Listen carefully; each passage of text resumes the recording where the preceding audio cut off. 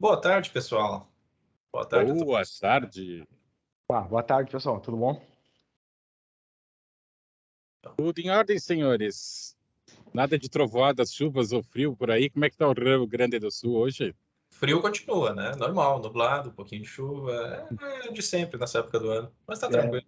É normal, mas o frio Eu- tá vindo. se, Promete, eu viu, sa- Grão? Se eu sair correndo hoje aqui, não se espante. Estou do lado de fora no evento aqui da Dell em São Paulo. Para não atrapalhar o evento, então eu estou ao ar livre, mas de repente aqui as nuvens podem tumultuar um pouco. Então, se eu sair correndo, não assustem, né? Estou ao ar livre, mas tempo nublado, 22 graus em São Paulo, 14 horas em ponto e 1 minuto, pelo visto aqui, meu relógio sempre me pregando peça, né, para variar um pouco, mas vamos que vamos. Temos aqui hoje Guilherme Henrique, meu amigo Rodolfo, hoje é o apresentador ou a vítima da vez, quer dizer, não, o apresentador da vez, né? E temos vários assuntos hoje, estamos voltando ao nosso tema de segurança, como sempre, vários colegas nos prestigiando, agradecemos aí a nossa dinâmica e tudo isso. E aí, Rodolfo, vai começar a projetar aí as nossas apresentações para darmos a boa tarde tradicional para os nossos convidados. Começar aqui a falar um pouco. Nossa, hoje tem bastante gente, olha só, tem carioca na parada, que coisa boa. Vamos lá, vamos lá. A todos os nossos convidados, mais uma vez, uma boa tarde. Essa é uma iniciativa da COP-TI, que é isso? Colaboração e disseminação de conhecimento em TI para a pequena e média empresa do Brasil. Uma iniciativa de várias empresas por este Brasil afora, onde nós estamos levando aí conhecimento e um pouco mais sobre segurança da informação para todo essas pequenas e médias empresas do Brasil, falando um pouco da nossa preocupação com o ativo mais importante, mais caro de todas as empresas hoje, a sua informação. Henrique, quer dar uma boa tarde? Rodolfo, Guilherme, por favor, uma boa tarde para todos. Opa, boa tarde, pessoal. Tudo bem? Sejam muito bem-vindos. Boa tarde, pessoal. Sejam bem-vindos. Olá, pessoal. Henrique aqui. Boa tarde, bem-vindo a todos aí. E vamos hoje, então, com mais um tema, né, Grau? Mais uma apresentação hoje que vai ser presidida pelo nosso colega Rodolfo aí. Vamos falar mais à frente a gente fala sobre o tópico ali, sobre que Sim, ponto nós vamos tratar. Mas do início aí vamos dizer o que nós somos, né, Grau? E o que nós estamos fazendo. exatamente, exatamente. Essa brincadeira, entre aspas, começou quando nós pensamos aqui como que a gente pode levar um pouco dessa nossa preocupação com relação à segurança da informação, né? Ou seja, a preocupação com segurança não importa o tamanho ou porte da empresa, afinal de contas, todos nós lidamos com a segurança da informação em nossos negócios. Desde a quitanda do seu Zé ao dentista ou a maior empresa multinacional ou nacional que nós temos nesse país, nós lidamos com informação. Esse é o nosso maior ativo dentro das nossas empresas. E preocupados com isso, nós organizamos aqui, dentro desse nosso conceito de levar e disseminar a informação. Gente, eu estou com muito ruído. Me ajudem, por favor. Beleza, obrigado. Deve ser a oficina do lado do Henrique lá martelando alguma coisa. Normal. Essa vez a culpa era do Luiz, mas tudo bem. O Luiz deve estar embaixo de alguma mesa. Vamos lá, então, retomando, então. A nossa preocupação aqui é o quê? Existem diversos padrões no mundo que tratam de segurança da informação. E aí, a grande dificuldade das empresas é por onde eu começo. Por onde a gente busca começar a segurança da informação, né? E aí a gente precisa ajudar as empresas a enxergar a importância de tudo isso. E o NIST desenvolveu o modelo que é conhecido como Cybersecurity Framework. O que esse modelo se propõe? Como que eu vou gerenciar os meus ativos, os meus recursos na área de tecnologia da informação, se eu não conheço, se eu não tenho controle sobre eles? Então, nada melhor do que eu ter um recurso, um framework, um modelo, né, que me ajude, né, a entender, a identificar e fazer tudo isso. Então, o modelo do Cybersecurity, ele se propõe a identificar, proteger, detectar e responder e recuperar as informações ou controlar melhor o ambiente tecnológico das empresas. Não importa o tamanho ou porte. Então, vamos lá. Como é que a gente faz isso? Como é que a gente começa isso? Primeiro, eu preciso identificar os recursos que a minha empresa utiliza no seu dia a dia para fazer os seus negócios. Então, eu preciso identificar os meus processos, os meus ativos, os meus softwares e as informações que são elementares para a sobrevivência da empresa em suas atividades e seus negócios. Se eu não sei o que eu tenho dentro da minha empresa, como que eu utilizo ela dentro dos meus negócios para gerir, para fazer o meu dia a dia, se faltar, por onde que eu começo a fazer tudo isso? Faltou o meu computador, eu não tenho acesso às minhas informações, eu não sei quem usa essas informações. Então, eu preciso identificar tudo isso, eu preciso ter um controle de tudo isso, eu preciso gerenciar tudo isso. Então, o primeiro passo, identificar todos os meus recursos. Por que eu preciso identificar tudo isso? Porque eu preciso proteger eles. Eu preciso proteger para garantir que todos esses recursos, quando e como são acessados, por quem são acessados, para que eu possa gerir devidamente esses recursos, para que eu possa mantê-los atualizados, para que eu possa garantir que esses recursos possam ser devidamente geridos. Porque assim, a gente sabe que um recurso, se ele não for protegido, se ele não for mantido, ele se torna vulnerável dentro do meu ambiente tecnológico, dentro da minha empresa. E um ambiente, ou melhor, e um recurso sem gestão, sem proteção, vai acontecer o quê? Vai se tornar vulnerável. Vai sofrer ataque. E aí, minha gente, eu vou perder acesso às minhas informações e o meu negócio vai parar. Então, eu preciso proteger ele. Para quê? Para que eu possa detectar as suas vulnerabilidades e as suas tentativas de ataque. Então, proteger e detectar. Será que eu estou sendo atacado? Eu posso afirmar para vocês, todos os dias nós somos atacados. De diversas formas e diversos meios. O que a gente não sabe é como e quando eu estou sendo atacado e com qual frequência. Então, eu preciso detectar, desenvolver e implementar atividades adequadas para identificar as ocorrências dos eventos de cibersegurança. Uma vez identificados, eu posso atuar em cima deles, prevenir, né, para que eu possa aperfeiçoar os meus mecanismos de segurança. Só isso não basta. Eu tenho que estar preparado para responder a esses ataques.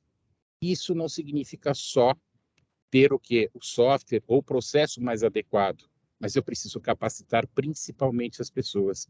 Eu preciso conscientizar as pessoas do que elas devem fazer. Puxar a tomada, cortar os cabos, será que isso é suficiente para proteger as minhas informações de um ataque cibernético? Né? Pegar aquele cabo azul e meter a tesoura nele, será que isso é eficiente?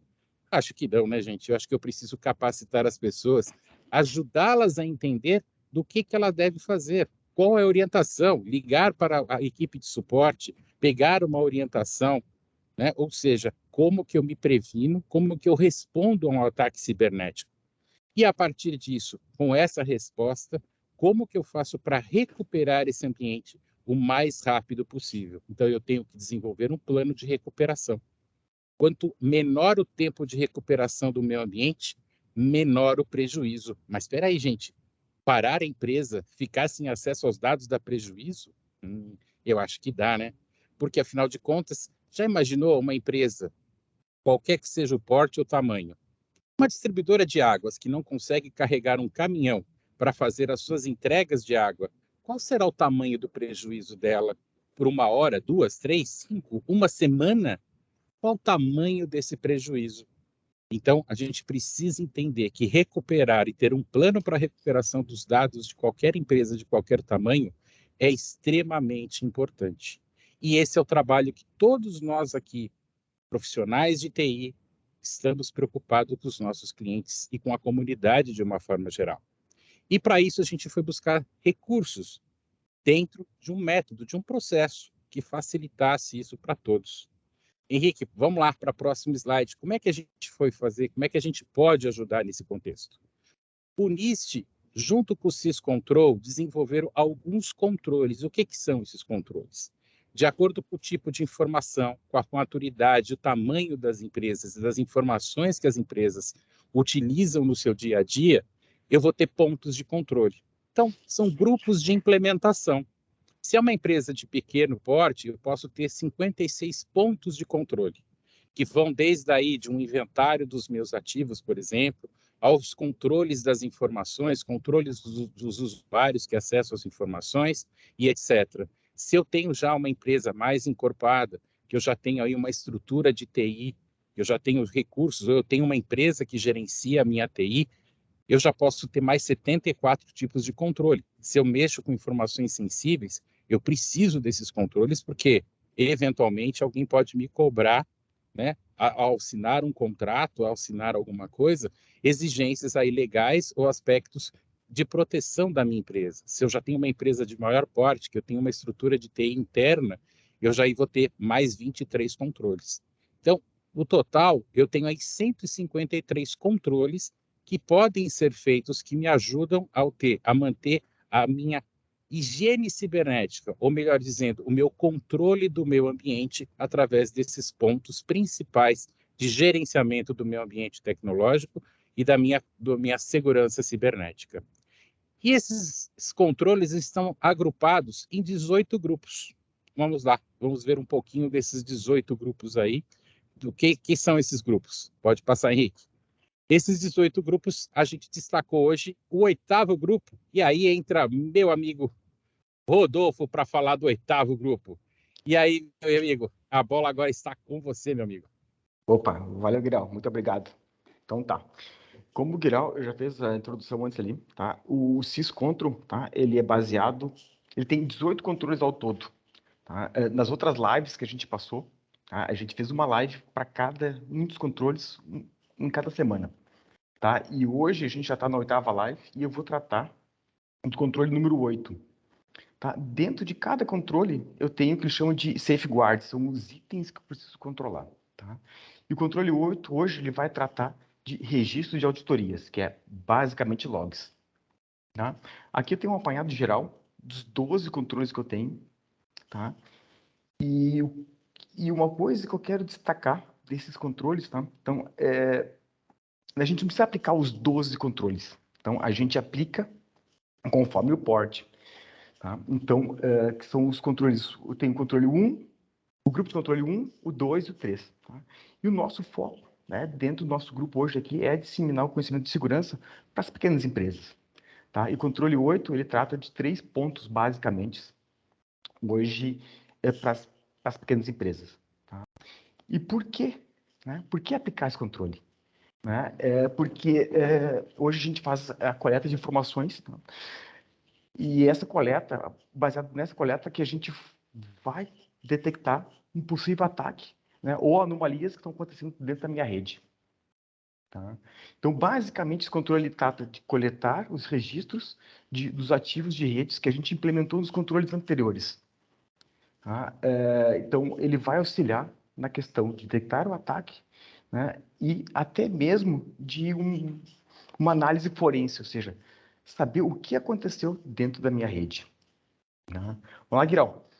Hoje a gente tem 2 tipos de auditoria que a gente pode aplicar, de logs que a gente coleta. Né? O de sistemas, que basicamente são os sistemas que geram de forma automática. Esses são mais fáceis de implementar. E eu tenho os níveis de auditoria, que eu trato muito mais do que o usuário está fazendo. Né? Um exemplo de auditoria hoje que a gente aplica, costuma às vezes aplicar, é a auditoria de arquivos. É saber quem acessou tal arquivo, quem modificou, ou quem simplesmente apagou o arquivo.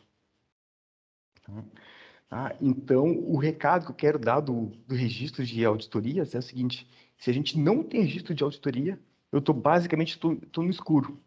Eu não sei o que está acontecendo dentro do meu ambiente de rede. Não sei se eu sofri um ataque.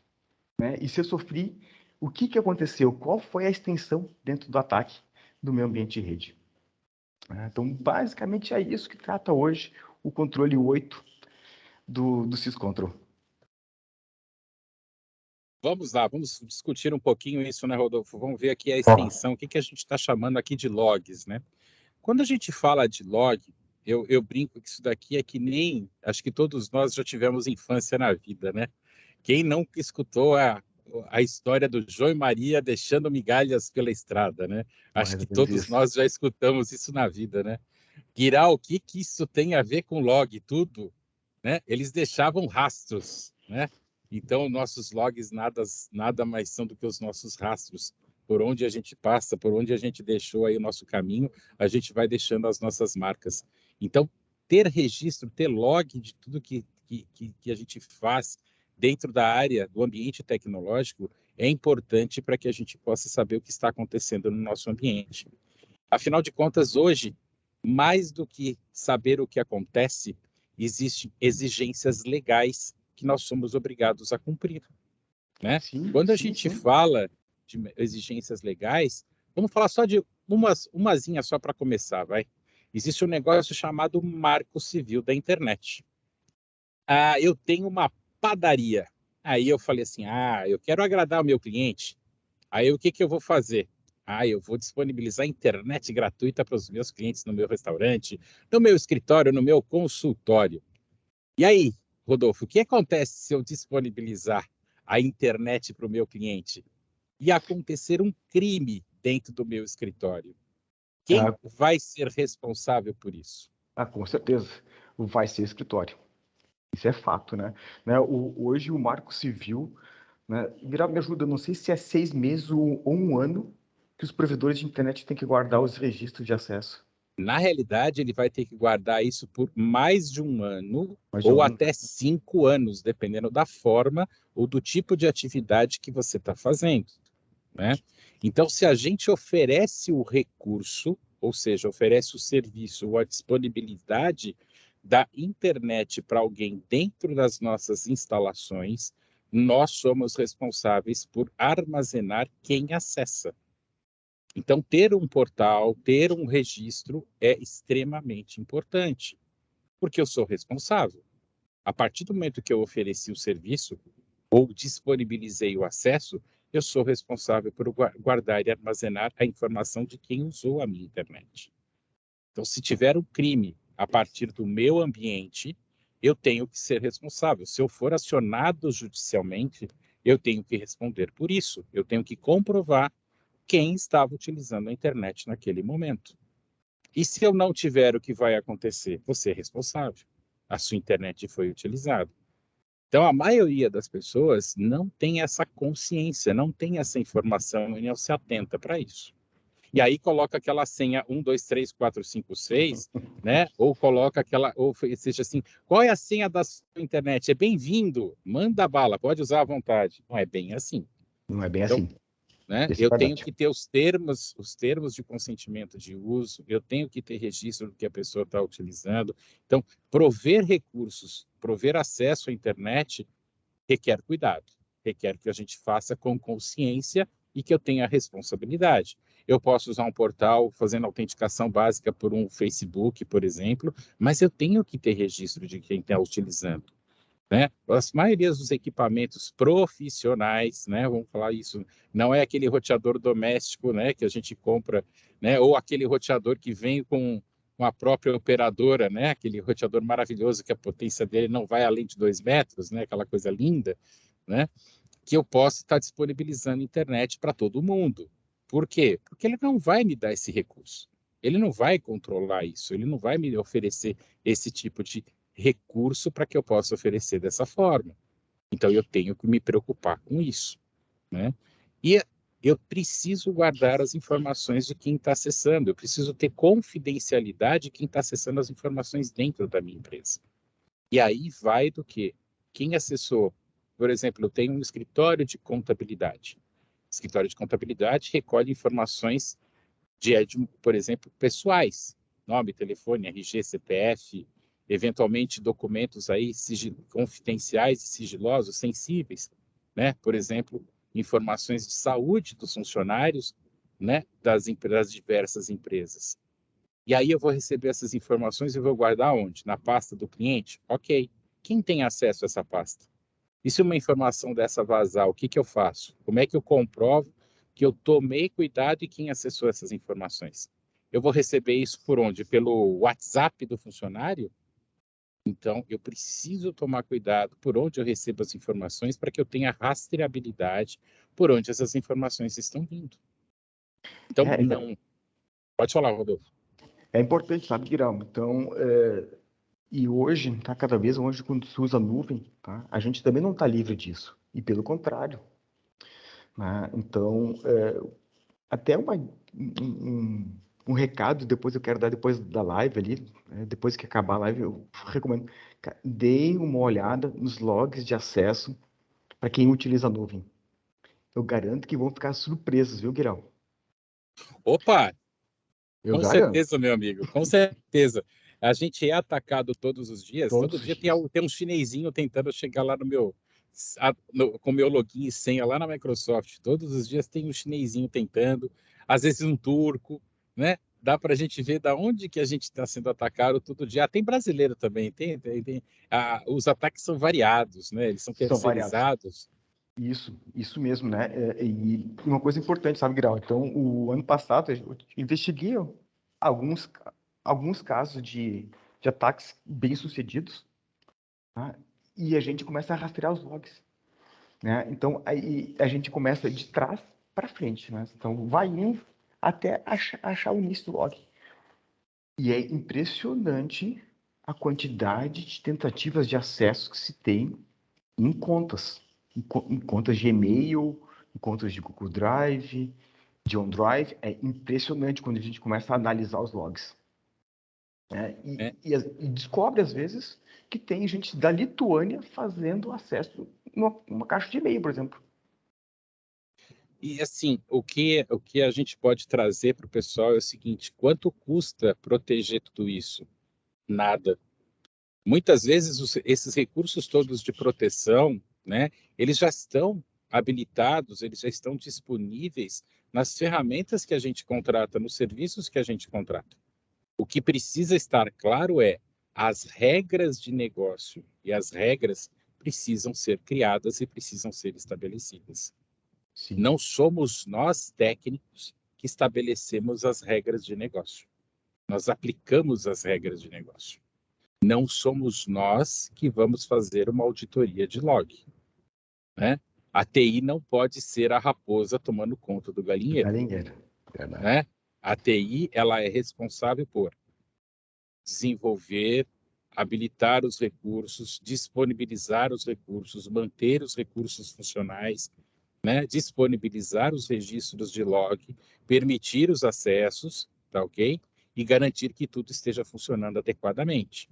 Mas alguém designado pela empresa é o responsável por acessar esses logs, por levantar as informações e por fazer, talvez aí, uma análise para ver se as regras que foram estabelecidas estão sendo devidamente cumpridas.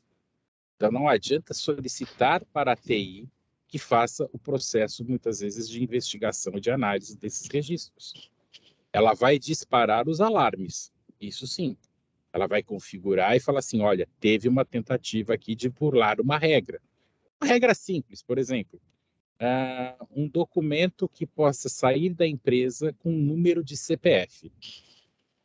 Uma regra bem simples. Eu Bem simples. posso mandar um e-mail aqui e colocar num pedido de um computador, por exemplo, vai sair daqui com um CPF. Isso é uma coisa comum, corriqueira. Eu vou ter que passar a informação do CPF para fazer um pedido de um computador, por exemplo. O que eu vou fazer com isso? A empresa permite que saia essa informação? A empresa permite, eu vou ter que ser avisado que saiu ou vou impedir que saia, porque isso tem que sair através de um sistema. Então, essa é uma regra que tem que ser estabelecida pela empresa como política. Então, tem que se estabelecer política para que a regra seja definida, para que a TI possa aplicar essa regra. Então, TI só aplica as regras que forem estabelecidas pelas políticas. Por isso, é extremamente importante que todas as empresas desenvolvam as suas políticas de uso dos recursos de tecnologia. A TI é um departamento ou uma área que aplica as políticas que foram estabelecidas pela empresa. Nós estamos aqui exatamente para ajudar nesse processo, junto com uma área com advogados, junto com a área de compliance, junto com uma área né, junto com toda a organização, a gente vai ajudar a estabelecer tudo isso e aplicar essas regras.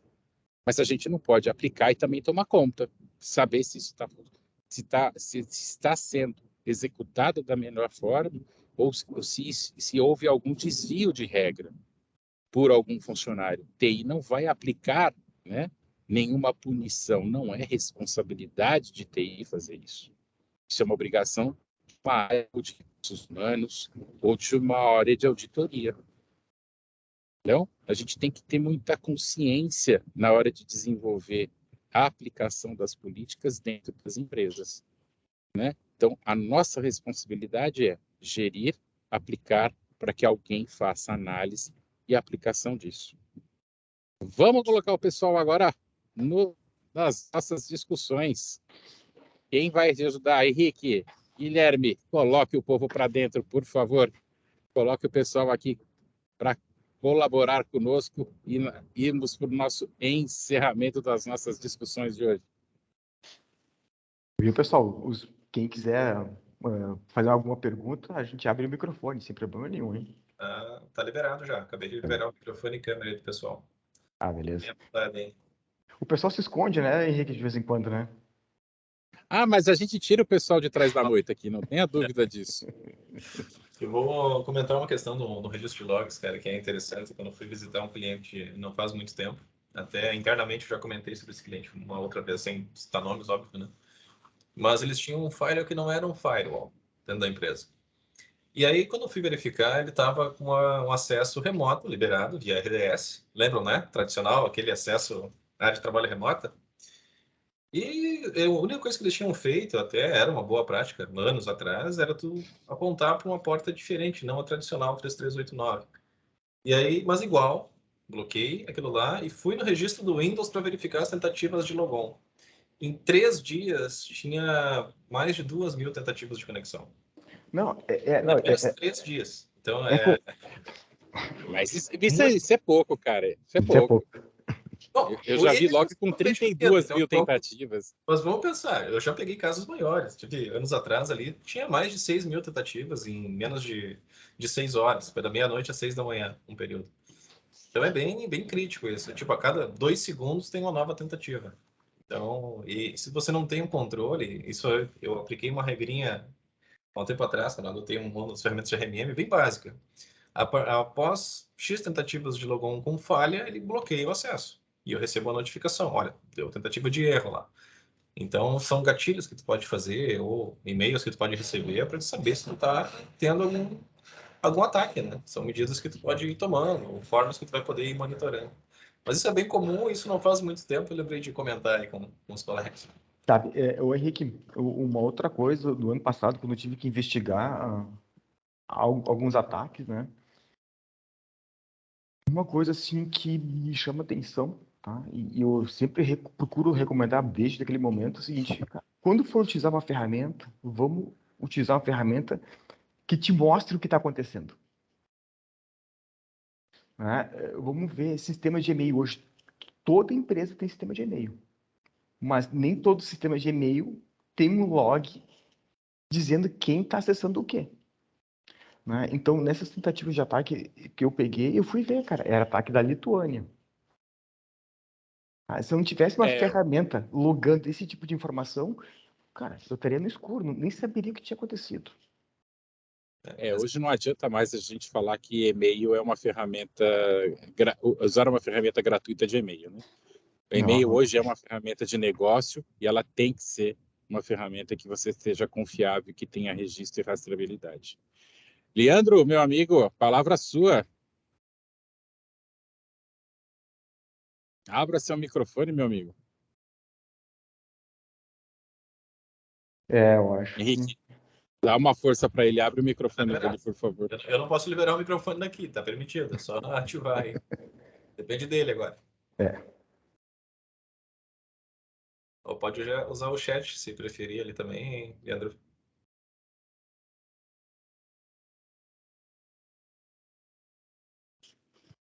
Eu acho que saiu da frente da máquina, pelo jeito. Ele levantou a mão. Sim. Depois eu falo com ele, então, vamos ver se ele... Jéssica, quer falar alguma coisa? Vamos lá. Ele colocou alguma coisa aqui. Deixa eu ver se tem alguma coisa no chat.